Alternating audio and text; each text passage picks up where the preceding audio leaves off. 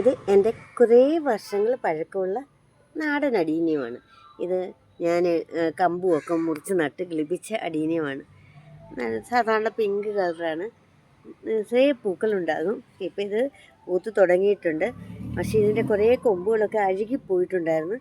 ഇതൊക്കെ ഞാൻ പ്രൂൺ ചെയ്തൊക്കെ ഇതൊക്കെ കണ്ടു, ഈ ഭാഗമൊക്കെ അഴുകിപ്പോയതായിരുന്നു. പിന്നെ അതെല്ലാം ഞാൻ സാഫൊക്കെ തേച്ച് വൃത്തിയാക്കി.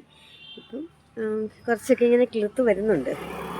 കോഡക്സ് കണ്ടോ, എത്ര വലുതാന്ന് നോക്കി, ഇത് രസമാണ്. ഇത് സാധാരണ റോസാണ്. ഇതും നാടനല്ല. ഞാനിതുപോലെ കുഞ്ഞി കമ്പോ മറ്റോ, കമ്പല്ല, കുഞ്ഞി തയ്യോ മറ്റോ വാങ്ങിച്ച് വെച്ചതാണ്. അന്ന് ഈ ഒത്തിരി കളേഴ്സൊന്നും കിട്ടത്തില്ലായിരുന്നു. ഇപ്പോൾ ഈ പിങ്കിൻ്റെ പല വെറൈറ്റികൾ നോക്കി.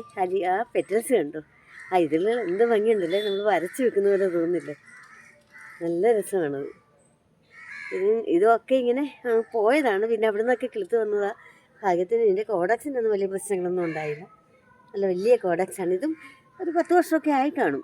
ഞാൻ ആ സമയമൊന്നും ഓർക്കുന്നില്ല, അത്രയൊക്കെ സമയമായിട്ടുണ്ട്. പക്ഷെ എനിക്ക് നിറച്ച് പൂവായി തുടങ്ങി.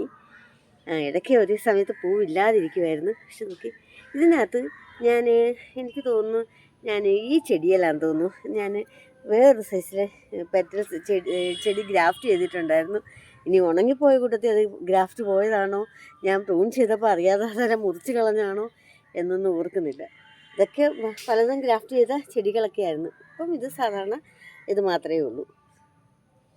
ഓക്കെ, ഈ പൂ പറഞ്ഞാലും മതി വരാത്ത, ഈ നേരിട്ട് കാണണം, ഇതിൻ്റെ ഭംഗി അറിയണമെങ്കിൽ അത്ര രസമാണ് കേട്ടോ. എന്ത് രസമാണെന്നറിയാമോ. ഓക്കെ, നല്ല കോഡക്സൊക്കെ നല്ല രസമില്ലേ, നല്ല രസമില്ലേ കൂട്ടുകാരെ. എൻ്റെ ഈ അടീനിയം പ്ലാന്റും എൻ്റെ പൂവും ചെടിയും എല്ലാം കാണാൻ നല്ല രസമില്ലേ.